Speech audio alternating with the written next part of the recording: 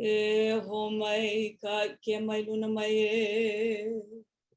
Una mea huna nuia o na mele. E ho mai, e ho mai, e ho mai e. Ho mai ka ke mai luna mai e. Una mea huna nuia o na mele. E ho mai, e ho mai, e ho mai e. Ho mai ka ike mai luna mai e. O na mea huna nuia o na mele. E ho mai, e ho mai, e ho mai e.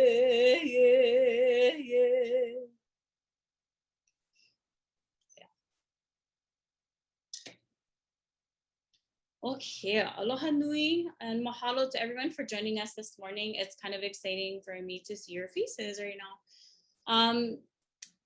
So this is our third session in our Kaʻao Learning Series with Tangarō. And my name is Lilinoi Kohikawa, and I'm a population health specialist with Papoʻola Lokahi, focusing on addictions and behavioral mental health and social justice. And before we go ahead and get started, I just wanted to share a few housekeeping notes. So today's session will be recorded, but out of respect and privacy for your personal stories that may be shared in today's space, we're not going to be live streaming to Facebook. Please note as well that we've switched to this meeting format. So if you can remember to keep yourself on mute while our speaker is speaking. We will be splitting off into breakout rooms. The breakout rooms are not recorded. It's only our collective sessions as a larger group. So nothing in their breakout rooms. That intimate sharing space will not be recorded and nothing will be live streamed today. So I just want to reiterate that. Please, again, feel free to post any questions that come up for you today at any time into our chat area, and we'll be monitoring that throughout today's session. And we'll leave some time to get to questions at the end as well. If you have not yet filled out our pretest, please do so now. And that, again, is the pretest you only have to fill out once at the beginning of the entire series. If you already filled it out, you don't have to fill it out again. And this training is approved by the Alcohol and Drug Abuse Division for CSAC, CCS, CPS, CCJP, CSAPA, and social worker continuing education credit hours.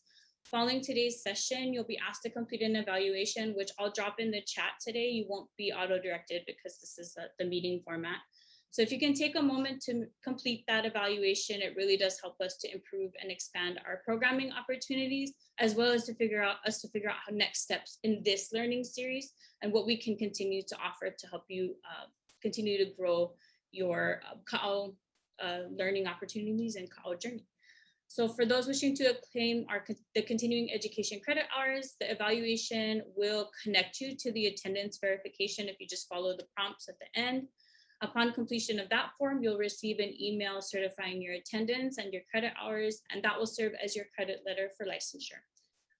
Please note again that you'll need to click that evaluation link in that we'll provide in the chat at the end of the session. It will also be emailed to you tomorrow, just in case you miss it at the end of today's session. This series is co-sponsored by Papoʻola Lokahi and the Hawaii State Alcohol and Drug Abuse Division. Mahalo nui again to everyone for joining us on this journey. Again, this series has been aimed at developing a deeper relationship with Kaʻao. It's our hope that you'll be able to not only utilize these tools to understand your own life's journey, but also to learn to utilize these tools in professional practice.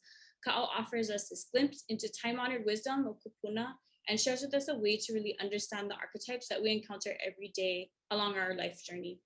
And for those that we serve, this introspection and connection to the ancestral realm could provide invaluable insight into helping those that we serve and helping them to understand and embrace their own pathways towards healing. And for this journey, again, we are incredibly fortunate to have Tangarō as our guide. I'll let Tangarō introduce himself, as I think the bio that we have is a little outdated. So I'll let Tangarō introduce himself, and I'll go ahead and turn things over to you. Oi, aloha no kako. Let me see if I can. Okay, here we are. Wanna mahalo for you. Mahalo you for taking time for joining us and growing Kaʻao beyond just the pages that we read, beyond just the degrees that we seek, and we have to memorize Kaʻao because it's part of the academic journey. Just taking inventory of traditional stories. They're valuable. They're invaluable. However, there's even more value when we begin to apply the principles of Kaʻao in our lives.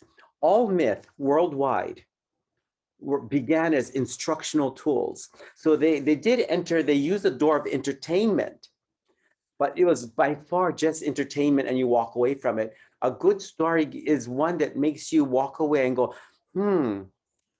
how is this story my story? Why did the storyteller make me feel like I was the only one in the room speaking to me? What are my dreams? What are my aspirations? Am I the underdog? Here, am I the? And so that's a good storyteller. They have the ability to reflect the values and the fears, the strengths and the weaknesses of their audience, whether it's their family or their community or the nation. And that's why Kaʻao works for, I'm biased, Kaʻao works for everyone because we all descend from some Kaʻao system, whether we're Hawaiian or not. We do have our sacred myths, our sacred stories.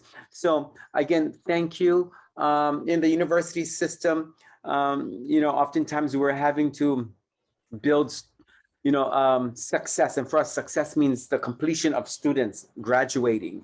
That's how we measure our success. And we found that Native Hawaiians and Filipinos and other Pacific Islanders were least likely to succeed in the university system. We have data that shows that. And we're thinking, oh my, it took them longer, which meant it took them more money, which meant that if the longer you take to complete a degree, the higher the chances that you'll never finish that degree, because we get caught up. You see, we don't own our own lives. We participate, we live within an extended commitment, the extended family. So we get caught up. And so the University of Hawaii had to, we began to ask ourselves, what can we do? What do we need to do to get people to succeed? And so what we did know was that we needed to reflect, not just, it wasn't enough to just have a Hawaiian studies degree, because not all Hawaiians go through the Hawaiian studies degree. They want other disciplines. So how do you get these other disciplines indigenized so that they can relate to the audience that they're serving, their clientele, their students? One of them is knowing that the students in our Hawaiian way of looking, they're just one member of a larger extended family. And the values of that family has to be reflected. That for many of us, Hawaiian, Filipino, Oceanic, from Oceania and others, we are not designed to separate from our heritage.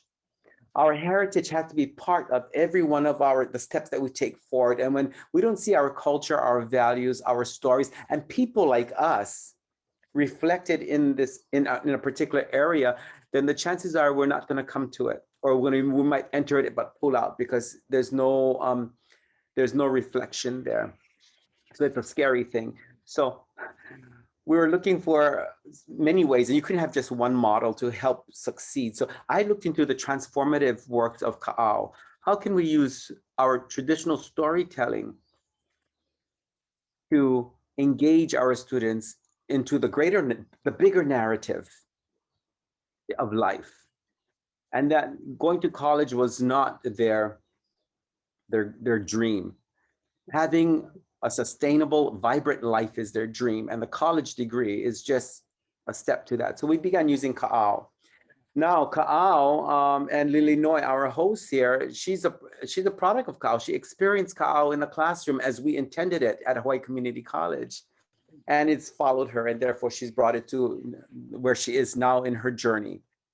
And so I want to mahalo all the hosters that made this possible. But what we did know is we needed to look inside. We had to stop looking outside for models to help us feel whole, to help us feel validated.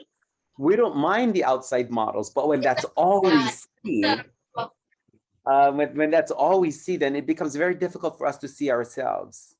We need the Kaʻao as one way of saying, no, this is our model, this is our way. And then lo and behold, it worked for all people that come to the university system. So now as our students are moving out into they get the experience and they're moving out into the profession, this is where it is. Now it's growing into the profession. And now I have this opportunity to speak to you. So this workshop number one was really to give you an awareness of what Kaʻao is, to get us out of the idea that Kaʻao is just entertainment, a great story of Pele and Hi'iaka and Kamapua, and Poliahu and all those beautiful characters, that it wasn't just to remove us from time to entertain the mythic past, but it was a way of informing us of the very ideals that will keep us moving forward. Pele could push Hi'iaka out into her journey, into her life's journey, because Pele her mother pushed her out into her life's journey. So that's a principle that we can hold on to. Many people know this story. We dance the story, we chant the story, but how do we interpret the story to help your profession, to help you to be better servicers in your profession, and to help introduce Kaʻao as a framework to help your clientele, to look at the bigger picture and to recover, and maybe to get back on the track that they sidetracked because of different variables in their life. So number one is bringing to you an awareness and building the framework, the hua, the catalyst of why you're here, the big reason, why is this your profession? The ha'alele, at the point in your life when you began to really invest in this healing profession. Interestingly, what happened to you that made you look to the healing? And then when did you begin investing into this healing? What was your journey like? What did you have to go through to arrive and get the MQs and DQs, the minimal qualifications and the desirable qualifications to certify you as a healer, a community healer? And then ho'ina, as a result of your journey, what are you doing for your community? How are you reintegrating your experiences back into the community? That comes from Kaʻao. And Kaʻao has always a way of bringing the hero back home with all the new experiences and the new benefits to the community. So you're all heroes. Workshop number two was to develop a relationship with Kaʻao. So you're given homework if you're in workshop last week.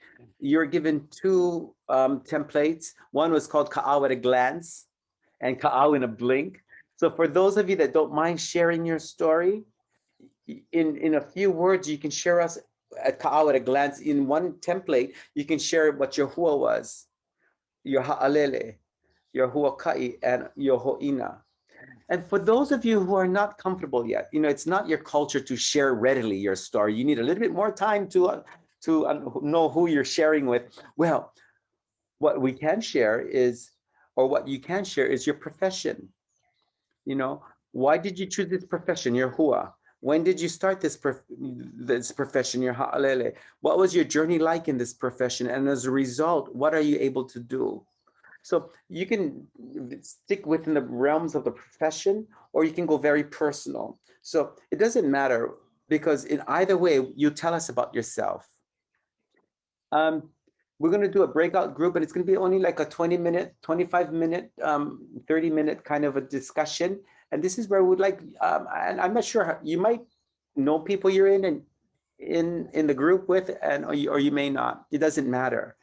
What matters is you share with us a little bit about you in the framework of Kaʻao.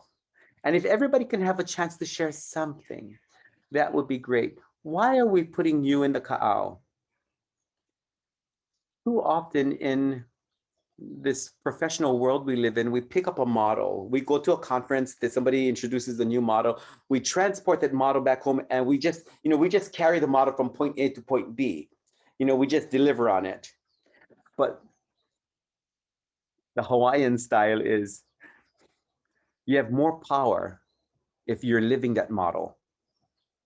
Other than that, you know, we call waha. Yeah, we just hearing and we just saying, but there's no doing behind that. So the Hawaiian values action. And so whether you're Hawaiian or not, Kaʻao, as is being delivered, is coming from a very Hawaiian foundation. So before we begin to look at Kaʻao as a framework to assist our clientele, to transform how we serve, we want to use Kaʻao to understand ourselves, see ourselves within the framework, see our own stories. And that's just how it is. For a person to teach hula, we need to know how to dance hula. For a person to chant, we need to know how to chant. You cannot just get a degree in chanting and just be a researcher about it. You actually have to become a practitioner. And that's how we are in, when you go to learn kalo, you don't go to the person that can just talk about kalo. That's waha. We want to know the person can plant kalo, can cook kalo, and can make poi. Yeah, that's it. So we want to promote Kaʻao to our communities, and we want to start with you first. So that's today's sharing. I'm going to be, there's 5 groups. I'll be in the group like 4 minutes. So they're going to put me in, and I'm just going to, if you can ask quick questions if you have any. I just want to hear your voices.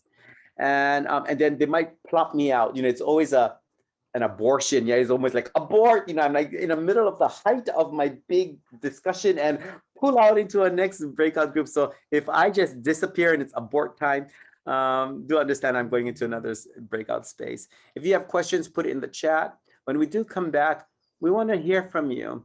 Not just your story. The question I'm going to ask you is, where can Kaʻao fit in the work that you're doing? Because some of you may not be able to endorse Kaʻao unless Kaʻao is adopted by the institution you work in, the service provider. Some of you are representing that service provider. And so Kaʻao might have to be a framework for how the service is delivered. And then for some of you, it just might be a tool for you to use with particular peoples in your area. So we're going to discuss where can we take Kaʻao next. So we're going to do a breakout group. You've been pre-selected. And again, you have your Kaʻao, and just have a discussion. Introduce yourselves very quickly, because we want to try to have as much people speak as possible. And tell us about your hua, your ha'alele, your huaka'i, and your ho'ina. And yeah, and if you have questions, just ask the questions. Okay, don't be shy about it. Okay. See you in the breakout rooms.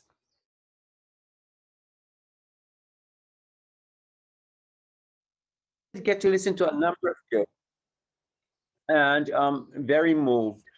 And thank you for sharing your stories. One of the things that I did hear is there's a hua within a hua. So I'm not sure what hua my story is based on. Okay. Well, you ever went to one luau? When the last time you went to luau? Get plenty of food, and everything is ono, and you can just go. If you went to a luau and they only have like one kind of food, kind of hard, We like plenty choice. And so a good life has many flavors, many textures, and we want them all. I heard Mr. Chin, is that your name? Or is it Ching, talking about helping going on his journey, because he didn't want to be a bum. So interestingly, so I'm gonna just he may have plopped his story in the framework one way, but by the little that I listened to him, this is what I remember. His ha'alele, or his hua, was he never like be a bum after high school. So what he did was because he didn't want to be a bum, he got signed up into the service. So his ha'alele into not being a bum took the form of entering into a service. And interestingly, it was to Afghanistan. And he went there. So he literally left everything familiar and went to the unfamiliar because he didn't want to be a bum. Okay. Interestingly. So it's not like, "Oh, I've always wanted to be in the military." It's like, I never like to be a bum. So sometimes huas do take that form. Yeah. He ha'alele, physically, he goes into another world, another journey, another discipline outside of his comfort zone. He's in war territory. And then at one point he realizes, so that's his ha'alele. And he can probably put his finger on the day he signed on to this journey, the day he committed. Okay, that's the ha'alele. Ha'aleles are usually, you can put your finger right on it. It's a date, it's a time when you've invested. And then he went on into his journey and he figured out, he experienced what he needed to experience, but that wasn't for him. So his journey brought him back to Hawaii. And then he was asked to investigate, to go and visit the vet center. And before you know it, he had a choice in how to further this, the healing world. And he got his degrees. He had a choice between a master bachelor of arts or into the social work. And he went for the social work so he could service his community. And then at the point of graduation, the job opened up, and now his ho'ina, he returns right back to that vet as a servicer. So you see, that's a clean line story right there, boom. But if I go any further in the stories, there's smaller kaʻao within that bigger kaʻao. So some of you, you're thinking, oh, I have so much huas. What hua do I take? Well, start with one. Because a good kaʻao, we can never have one kaʻao that's happening. We live multiple kaʻaos all the time. As a mother, the day that sperm entered, when crawl up that river, and when enter into the ovum, and it began separating, and 9 months later, that separation came out in the form of a baby. At that point in time, you entered into a kaʻao of motherhood. And that kaʻao will go on and on and on forever with those kids. And when you have mo'opuna, your kaʻao begins there's another hua. Now you're a grandmother or a grandfather. Some of you who decided to look at the kaʻao of how you were reared, I got to listen to someone from Kuwait is talking about, the making of butter and the spring water and just being with the grandparents and the strong community where everybody was sharing food. Every Friday, there was some reliance on community. There's a community living. Now, that in itself, just the rearing is a kaʻao. Because now as an adult, and I do believe, I think she said she might be in her 80s. She has 80 years of experience that she's bringing to the field. That's her kaʻao. Okay, so you're supposed to have many hua. And so I have a hua of a hula dancer. I have the hua of a professor. I have the hua of working in a care home. I can collapse that all into the big picture of who I am. But sometimes that's when we're looking with a really big picture, we get lost. Sometimes we forget the little chapters of our lives that every chapter is its own kaʻao, and they all contribute. So you can, if we look at our entire life as a 10-chapter kaʻao, you can choose which chapter you wanna focus on as a child or as an adult, as a partner, as a professional. So it's okay. The main thing is you have a story to bring forward, and you want to have multiple stories. So don't look for the one kaʻao.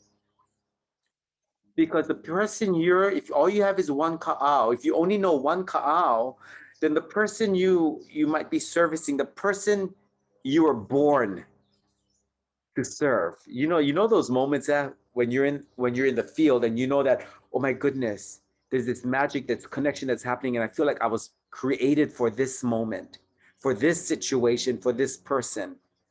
And when that person heals, you know that you were born for that moment. A person coming your way may need a particular kind of kaʻao so that they can begin basing their own kaʻao off of. And if all you have is one kaʻao, the chances are you might lose an opportunity to connect. if the person's going to say my trauma begins as my childhood is where my trauma began. Someone just shared that her parents, both of them were drugs. One came through. One parent, the Kaʻao, resulted in coming through and reclaiming the joy of living, and the other parent, the Kaʻao, had the other ending, the more tragic, the tragedy stories where they don't come out of it. Okay, and she had two Kaʻaos by which she used to base her Kaʻao off of. Yeah, I do like Chin's talking about how they use storytelling, accepting the chapters that we don't want to talk about, the impolite, the horrors, the trauma. We've been geared to always wait for the prince on the white horse to come and save us. Yeah. Well, that story of Cinderella, all of those characters, the princess, the prince, the horse, the mice, the pumpkin, the stepmother, the witch, they're all archetypes of you. They're all archetypes of me. I am my own princess, but I'm also my own prince. And sometimes I have to be the horse. I have to be the person that transport these characters. They're all me. So there is no really waiting for the savior to come. In you is the savior. And I really was able to relate strongly to that, helping people accept and turn their traumas into their strengths. Because it's fine when they hide that trauma, it comes up in different ways. It's a shadow. It's a shadow that wants to be integrated. It wants to have a place in one's life. When we deny the trauma, they're going to act out. They become nightmares. And before you know it, they become the driving force behind our family. And then we give birth to trauma. And we wonder why our children are traumatic. And then they give birth, our grandchildren become traumatic. So who's going to stop the toxic? Who's going to stop this toxic cycle? That would have to be you. So I highly encourage you take Kaʻao at a glance and you look at your childhood. What was my childhood like? Let me plop my childhood in this. I used to think that my childhood was Oprah worthy. You know what I mean by that, Oprah worthy? I could go on the Oprah show and tell my story and then make a lot of money off of it. Yeah, because people like drama stories. Yeah, and the more dramatic, But then when I really looked at my life, I realized I had a glorious childhood. We were impoverished. Everybody was impoverished, so we didn't know we were poor. It was just the way everybody lived. We could go all around from Kahalu all the way to Waikani, sometimes to Kualoa. My parents didn't know as kids, we would take our bikes. As soon as they wasn't looking, we would like dig out. We could go and we weren't harmed. There was no abductions. We could just go, we could get lost. We never packed food. We never packed water. We just drank somebody's pipe water. Tutu, I could drink water from your hose. Now you're going to do that, get slugs. But I had a glorious childhood. But you know what? I didn't know I had a glorious childhood because my whole world put a lot of attention on the ills of rearing. They like to put the focus on that piece. And yes, I did have those. But when I look at my childhood in context, I'm doing beautiful work today. And I can say that because I was raised beautifully. With sin and error and trauma, divorce, split up, from extended family to starving, all of those. But when I'm able to look at my life in context, they contributed something to me. So when somebody comes to me and tell me, oh my gosh, my family divorced, I gotta go right back to I gotta go through my index and go back to my divorce Kaʻao. What it was like when we came home and my mother said, we're moving island. And we packed up the house in one weekend and we left. And when my father came home from work from the island of Kauai, he came home to an empty house. Had no clue where his family was. So for me to relate to people that way, I have to get all my stories a lot. All my stories prepared. So you have many hua. Don't just investigate one. Have many stories. If you look at the story of Pele and Hi'iaka, there's multiple small stories that feed the big story. Yeah. So if you're confused, oh, there's so much huas, I don't know what hua to go. You want to have plenty hua. If you know more plenty hua, nobody gonna like eat out of your tree. You're looking for coconuts. You gotta look for the tree with plenty coconuts. So don't go with just one. If you like eat guava, you want to make sure you get plenty fruit. So create your fruit. Mina, oh yeah, Mina. So get plenty. The ha'alele. So when you begin to see your life, see it in chapters. It helps because they all feed each other. One journey triggers another journey. So it can get very complex. Again, Pele's journey triggered Hi'iaka's journey. Hi'iaka's journey triggered Malaiha Ako'a's journey. And they just go on. So your journey can trigger somebody else's journey. Now, why is Kaʻao so important today? We didn't grow up hearing our own stories. We didn't grow up seeing our own myths on television. We saw everybody else's myths. We didn't see our own.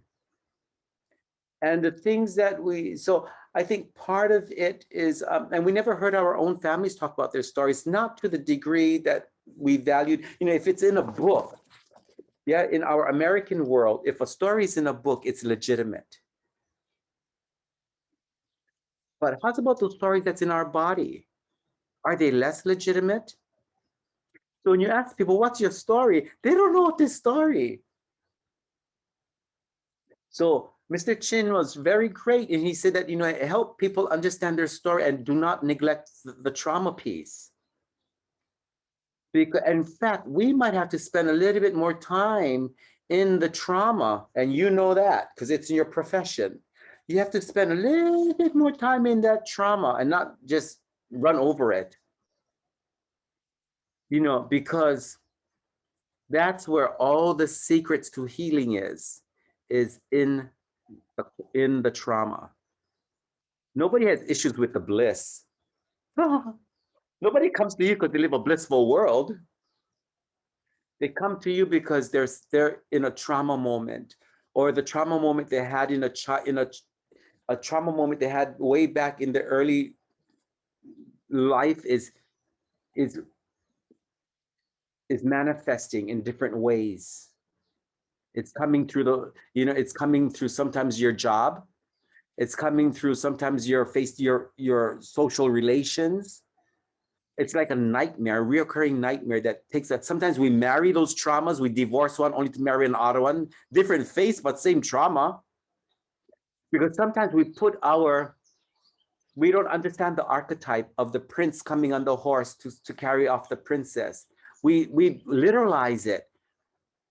Woe is me. I'm going to wait for my savior to come and carry me off. So they literalize the mythology. They don't realize it's all archetypal. You have to look for the strength in your body, the strong energy to help the weak energy, the soft energy to inform the hard energy, the found energy to help the lost energy to navigate. All of that is in our body. So, we identify, when we listen to Pele and Hi'iaka, we identify with Hi'iaka because, oh, she's nice and she's cute and she's all innocent and she's, and then Pele, nobody like touch Pele because she's mean, a little bitchy, grouchy, and all of these things. But Pele and Hi'iaka are all in you. They're all in me. You cannot have one without the other. Hi'iaka does not exist without her Pele. You need both. And so bring those stories alive. Look at the old, and maybe when we talk about what we need next is maybe we should start looking into some of the older stories. Because for some people, before they even enter into this inner story, they might have to rest their eyes on an outer story. Yeah, this inner world is too disturbing. So, you know, you got to rest your eyes. Sometimes when the sun is so bright, we have to look at the moon. It's the same light. One is just diffused. Yeah. And so sometimes we have to, maybe next time we come together, we can look at stories like Punia. And how could we look at the archetypes of Punia? First, put it in the framework of Kaʻao so that we can relate to it. That's what the framework does. It's a common framework that we can start to relate to each other's. Because sometimes people just tell this story a little bit hard to follow sometimes. But if it's in a framework, then we all can agree. We can say, oh, this is where her hua, oh, this is my hua. I had a similar story, but my ha'alele was at a different place. My hua into the army was because I never like work in a pig pen. Well, that's not my hua, but that's my uncle's hua. They never like work in the pig pen because if you never, you had two choices. You had three choices, but actually two choices. You either after graduation, if you graduated in our, because graduation wasn't an option in my family, you either join the service or you take care of the family piggery. So a number of my uncles joined the service because they never like deal with the pig shit anymore. They grew up with it and they just, so, you know, that's their hua. So, you know, maybe the next time we get together, we can look at the pele and hi'iaka. You can bring a myth, you can bring a Hawaiian story forward. We can look at it and we can say, okay, let's plop it in the framework. And interestingly, we can listen to the same story. And if I ask you, can you put this story within the framework? How you place a story is going to be reflected differently, will not be identical, because stories have stories. If I tell you the story of Pele and Hi'iaka, the story is going to enter your body in the terms that you can identify with. And depending on your personal journey, you'll identify differently to the story. So if I tell you a story, and then next week I come back, I say, okay, what do you remember of the story? Everything you remember of the story are going to be the things that are important to you. You're going to forget all the stuff that has no place. And then, but that might be important to someone else. So that's the magic of storytelling. And storytelling is always about finding the balance. I think I got to meet Mr. Chin in person and tell him thank you. The stuff that he said just kind of resonated a little deeper today, and I'm not sure. I don't know why. But you know, tell the story, because it's always about balance. That's the base of all Hawaiian medicine. That's the base of health. Is balance. And when we fall out of balance, then we have a social issue. We have a personal, we have a spiritual, we have a social issue. And that takes a lot of effort. So the best healing, the best Hawaiian medicine is not to get sick in the first place. Stay balanced. Always know yourself, because if you know how you work, then you know what kind of situations to put yourself in and what kind of situations to keep yourself out of. That's what I used to tell my daughters. Anybody can pull themselves out of a fight. It takes a whole lot of more brains to figure out how not to even enter into one. So that's the medicine that is in stories. It informs, and we tell the stories when the child is young and very formative. Then we provide the tools necessary, sometimes in an indirect way, to help the child as the child matures, to know that they have to be prepared for life's journeys and life traumas. You cannot be a human being absent of trauma.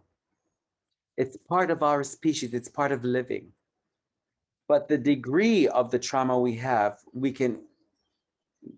some say about that. And how long we live in that trauma, we have some say about that if we know our stories. It's when we don't know our stories, we don't know our values, we're lost to ourselves. That's when it's like being thrown into the ocean and not knowing how to swim. Yeah. I don't know why, but when we were small kids, our families just threw us off the cliff into the pond or into the ocean. And somehow we learned how to swim. That was the trauma.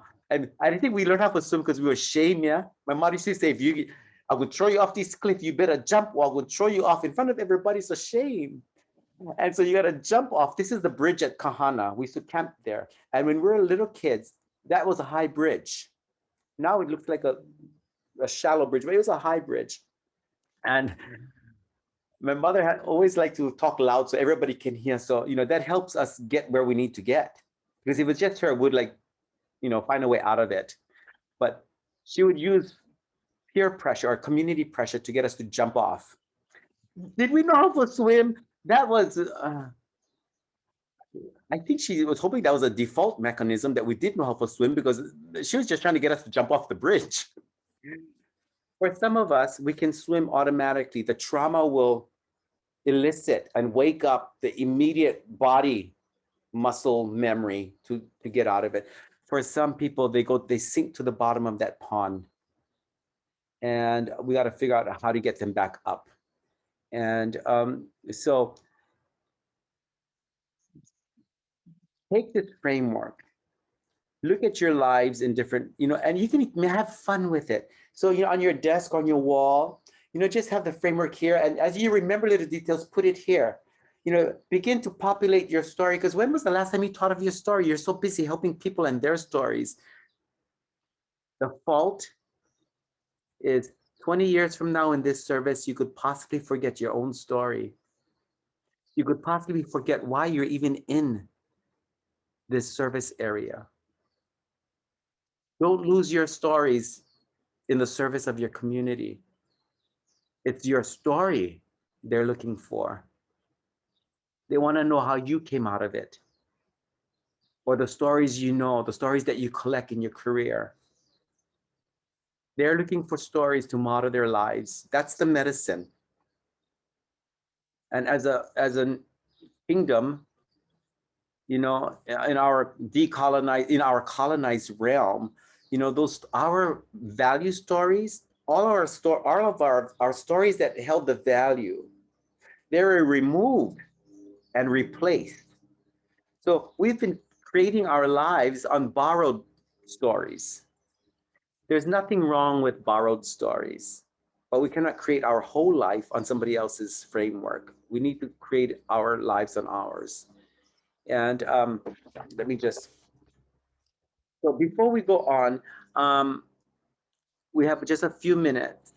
We would like for you to put in the chat, and Linoy will remind you, what can we do to help you get to the next steps? We want to just make sure if you're going to use this framework that you use it in a way that is intentional. And we want to make sure that you're confident in the using of the framework. What we don't want to do is put you in a canoe and you're only and you don't know how to run the whole canoe. Yeah, so if you're going to use the framework, and even it's so flexible, there are certain, you want to make sure that it's hua ha'alele, hua ka'i, and the ho'ina. And the next time we get together, maybe in September, I think is the next time we're hosting, I want to talk to you about the fifth component, and that is the ha'ina. So you have the hua, the catalyst, the ha'alele, the point where you depart into manifesting your catalyst, your journey, your huaka'i, and then your ho'ina, you're coming back to your community as an informed healer. Yeah, you serve as, in this context, that's what we all do. But there's a ha'ina. The ha'ina, we know ha'ina because we all sing ha'ina, and we know that's the end of a song. The ha'ina is when the composer puts as the last thought the most important piece of that song. So they like to echo the most important piece. So the ha'ina we'll be talking about, and this is very, very Hawaiian, and the ha'ina we cannot control. We cannot control the ha'ina. The ha'ina comes from the community.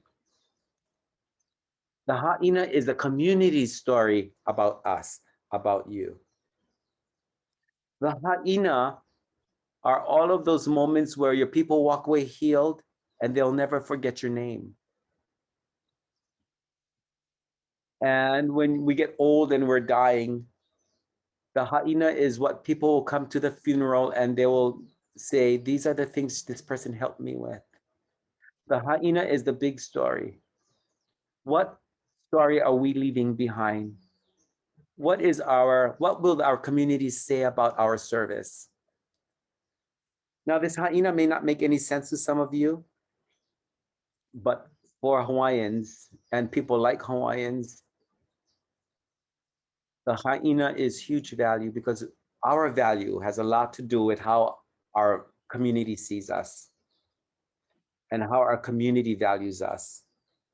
So when you're a little jerk, full of arrogance, going out into the community, doing havoc, oh, somebody in your family going to call you in because you made shame.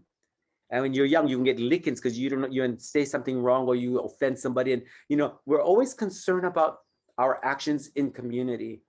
That has since changing. We got to be really careful about that because sometimes we're letting the continental values, inform us that we're independent and we can just live without the acceptance of others. Well, there is a balance. And when you're on an island, we have to agree to certain terms. And those terms are the terms at which we're going to be evaluated on. So maybe next time we're going to talk about the ha'ina. What are you doing today that's going to become somebody else's story tomorrow? We cannot just pick up the story of Pele and Hi'iaka. We have to leave behind our story. Your story has to be valuable. Because if your story is not valuable, then how are people going to see their value? At this point, you're their mirror. They're looking at you and you become their mirror. And we have an opportunity to help them remember their stories or form their stories or create new stories when the stories they've totally lost. It's better to write a new story than to just push the cart sideways. Okay, so we have a lot to talk about. Let us know how it is that we can. Mahalo anui. Ai pau, Lilinoy. Mahalo. Yeah, so I posted in the chat if you can just let us know how do you see continuing on this journey? Right now we have one more session scheduled for September 16th, same time at 11 a.m. to 12:30. And we kind of just want to know how we can continue to support, and then even potentially beyond that, like what would be your interest in continuing on this journey beyond that September 16th as well.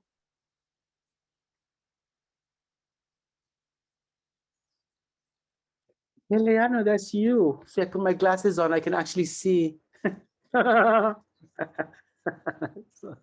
Aloha, kumu. I don't want to be nobody's kumu. I don't like this hard work. Be somebody's Hey, kumu. I know, but kai loa, mahalo nui. You're Hila mai welcome. kai. Mahalo kako. Yeah, so put in the chat. And then, in those cases where if you think what you may need is some kind of mentorship, you prefer work one-on-one at this point in this discussion, just let Lilinoy know, because maybe there is an opportunity where we can create a window for mentorships where if you have questions, what we don't want you to do is push your story forward. And if you're not sure of the framework, because then that's going to get in the way of people hearing and relating to your story. The framework should assist your story forward and should not blur it. Yeah. Yes, that's exactly what we're looking for. Just feedback in general from all of you to see what opportunities we could put together. If it were up to me, I would just keep learning in this framework for like ever. So yes, want to see who's interested in what.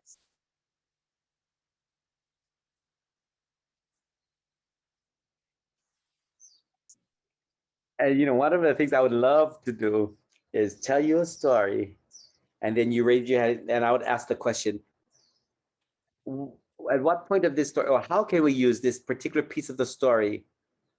what can we create as tools or skills in your work? How would this particular piece of the story help you? So in the case where Hiyaka goes and her friends tell her, oh, North Hilo, you got to go all the way in, there's a lot of valleys. And Hiyaka says, we don't have time to go in the valleys. We're going to just au popo, take off our clothes. Au popo is what we used to do as little kids when our parents tell us no swim. So we cannot show wet clothes. We take our clothes off and we hold them and we swim across the river. Yeah, that's au popo, to swim with your clothes all bundled up. So Hiyaka would say, e au popo kako. Why don't we just swim across instead of going all the way in? And her people would say, the people she was traveling with says, no, there's a shark there. That shark is going to eat us. We cannot see the bottom. We cannot see the bottom. It's all full of limu. And Hiyaka says, okay. I'm going to throw in an aoki. And if I throw the aoki is a piece of the tea leaf. I'm going to throw it in. And if it floats, we can swim. No problem. But if it goes underwater, we cannot swim. Okay. Au makahula ana kaiko o tapali piha o ele ke kayo makaukiu a ole e hopo kaloa o honokane I kane ho I o lua I wahine ho ia o makaukiu o makaukiu. That's the chant I'm talking about. And then Hiyaka throws the aoki. And then it floats, and then it's consumed. Now, if I just tell you that one little piece of story and ask you, how could we use that? How could we create a tool from that? What's the value of that piece of story that you could use in the works that you do? And you can think about it. There's always about testing the waters. You only throw the lolo kidje inside. That's right. Every family got to have one lolo person, because when you go hiking in the mountains and there's a new pond you don't know, you can send the lolo one for jumping first. Yeah. We didn't design that. That's the one. And then they got to test it out if it's safe. And then everybody else jump in. So that whole idea of testing, or sometimes the water looks, sometimes our people, they enter into this predicament because at a glance, the water looks calm, the relationship looks perfect. And then they enter into the relationship to find out that relationship depletes you of oxygen. It pulls you to the bottom of the ocean. You can't breathe. And you can't get to your journey. So how is that important to the people you serve? It's very important. So did you see this story? It's not just about, how she got across the other side. It's about how she tested her environment, because there's some intuitive sense that says, the water look calm on the top, but and even Australia, when you go swimming, especially in rivers, if you cannot see the bottom of the pond, little bit scary for going, because we don't get mo'o in there. So we don't just jump in. But where does our intuition play in the decisions we make? So we can go on, I can tell you stories and you can say, we can use this in this situation, or this can be turned into some kind. And so use the story. From the story, you can create skills, content, services. There's a whole world in that story. And when you commingle that world with your professional world, they will better help you help our people heal. Yeah, you're doing wonderful work with what you're doing. And let's up that bar. We gotta, people are looking for stories. And start with your own. But mahalo nui. Obviously, this is my passion area, yeah? So when my mother says, I said, Mom, I graduated as a doctor. She goes, oh, yeah. So I told my friends, you want doctor? So, we know when we can get the kind samples, medical samples. I said, Mom, I'm a doctor in mythology. She goes, "Who after that? Tell stories." She was so disappointed in my. She was so. I raised you to tell stories. Yes, you did, Mom. You did raise me to tell stories, and through stories, I heal communities. I heal myself. I heal my learners. I make through stories, people can become better parents, better children, better partners because they become better selves. Through stories, we can ask ourselves the hardest questions and then investigate the answers. Mahalo Anui. I'm going to leave this now and you guys have a good day. But let me see if I know anybody else. How rude, yeah? When everybody's reduced down to an inch square, that's okay. Mahalo nui, Sharon, Kupuno. There's Mina's making like trying to comb his hair. Okay, mahalo nui. Ah, ah, I know Dudley. I also wanted to Hi. mention just quickly that I posted the link to the evaluation in the chat. So if you can fill that out, we'll save today's chat. And there's also, if you didn't think of anything yet to figure out how we can support your continued journey, there's also a place in the evaluation where you can add your thoughts. So please, you're welcome to even post the same thing that you posted in here, whatever works for you. And we just want to know how we can support you, especially on September 16th. And then again, moving forward. And if you have any questions, please feel free to contact me. I respond. So feel free to reach out to me. And mahalo nui to everyone for joining us today. And have a wonderful rest of your day.